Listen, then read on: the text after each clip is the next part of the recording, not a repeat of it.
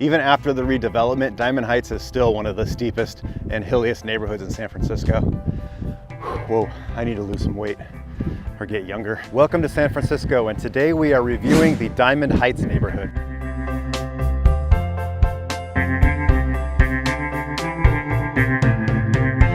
I'm a licensed realtor and I work, live, and play here in San Francisco, and I have the privilege to help my clients meet their real estate and financial needs every single day. And this channel is a way for me to help all of you, whether you're one of my clients or not. Diamond Heights is located in District 4 of San Francisco and considered by some the center of San Francisco. Twin Peaks is to the north of us, Noe Valley to the east, south is Glen Park, and Miraloma Park is to the west. You definitely do not feel like you're in San Francisco when you're up here in Diamond Heights. It feels like you're out in the suburb and out in the Oakland Hills or Marin. The only difference is you're about 5 or 10 minutes away from everything the city has to offer. It's almost all single family homes and condos up here, and virtually all of them have amazing views. 3-bedroom single family homes are selling for about $2 to $2.5 million, 1,300 a square foot, and the highest recent sale was $6 million. It takes a single family home about 14 days to sell on market, and they're going for about 20% over list. 2-bedroom condos are selling for about $1 to $1.2 million. That's about 600 to 700 a square foot, and the highest recent sale was $1.7 million. Condos are selling for right about list, and they're taking about 3 weeks to sell.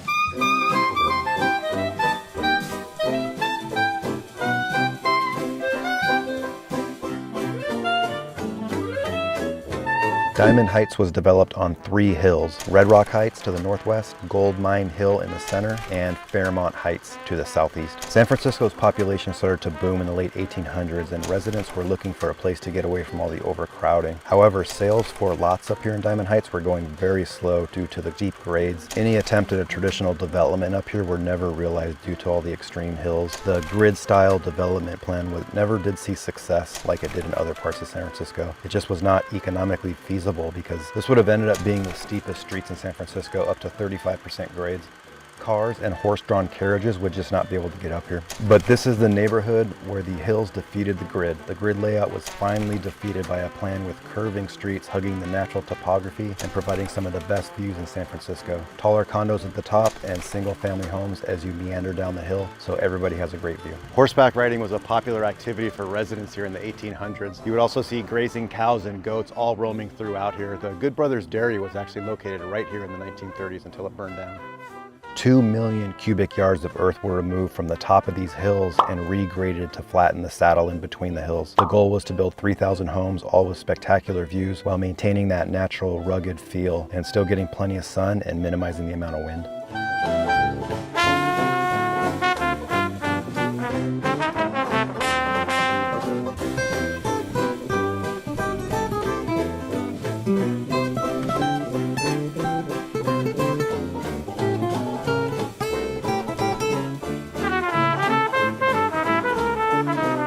What the developers wanted to do in Diamond Heights was they didn't want a cutoff from 2 different styles of neighborhoods, meaning like a more urban, typical city-style neighborhood here, and then just automatically turn into like more of a rural setting. So they wanted to kind of slowly integrate that, so as we drive up the hill into the heart of Diamond Heights, you'll see that there is a natural slow progression.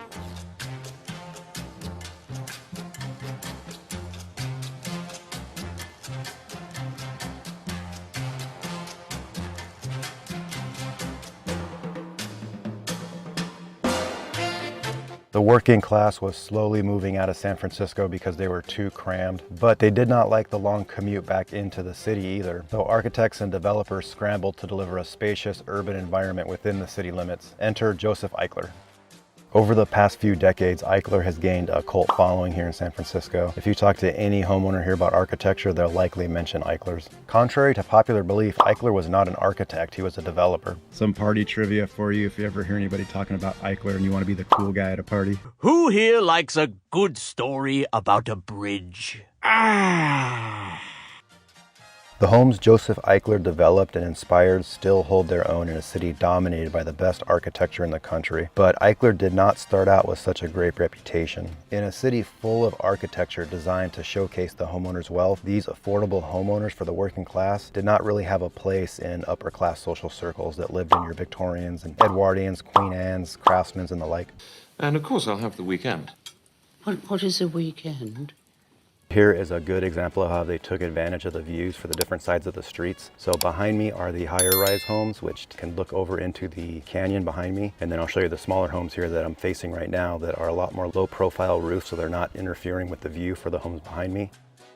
Eichler designs typically have a subtle, clean atrium or outdoor space as you enter the home. And then as you enter, there's an open floor plan, plenty of natural light that can travel through the entire home. They are smaller homes with not a lot of storage. It was all about maximizing the square footage in the home for living space. The way he was able to keep these homes affordable was using an off-site assembly line process, synonymous with tract homes, but wanted to spice it up a little bit with more thoughtful architecture and higher quality materials.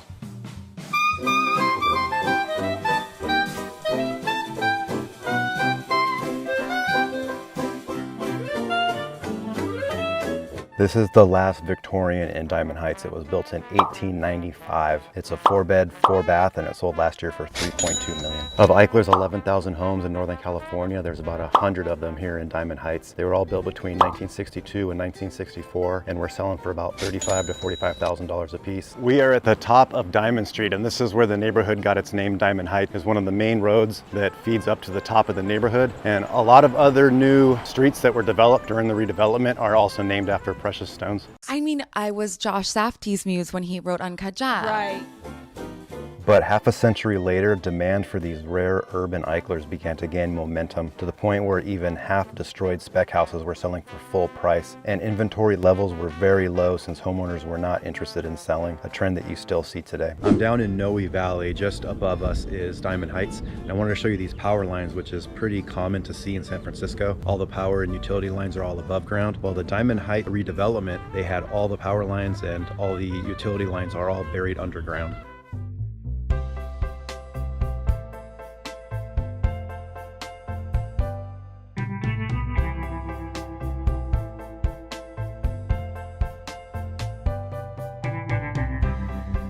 Diamond Heights does get fog, but it's probably the sunniest neighborhood this far west. Everything and the farther up you go in elevation, it gets foggier. And as you start to go down the hill and start heading east, it starts to get a lot sunnier. It's also very quiet up here. It really does not get any quieter anywhere else in the city. Even after the redevelopment, Diamond Heights is still one of the steepest and hilliest neighborhoods in San Francisco. Whoa, I need to lose some weight or get younger.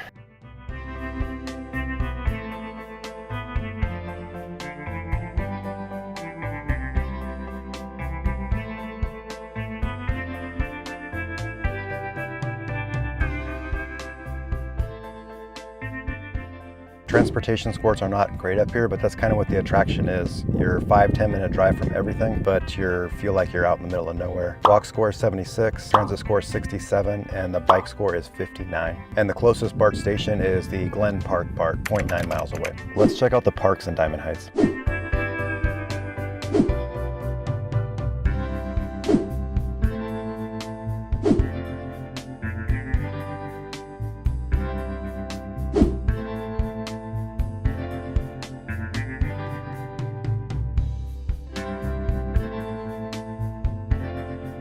You won't find many restaurants, bars, or gyms within walking distance. There is a Safeway up here, and the closest Whole Foods is 2.7 miles away. Trader Joe's, 3.7 miles away. There are 10 schools within a 1-mile radius of Diamond Heights.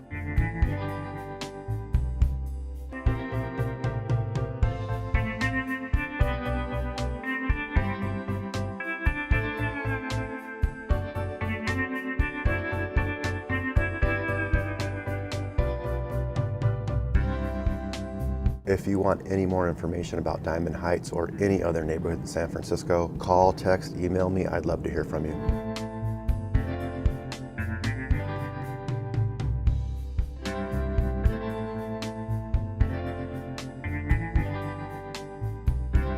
I love making videos about San Francisco, but one thing I love even more is helping home buyers and home sellers. So if you've been thinking about buying or selling, let's connect. I look forward to hearing from you.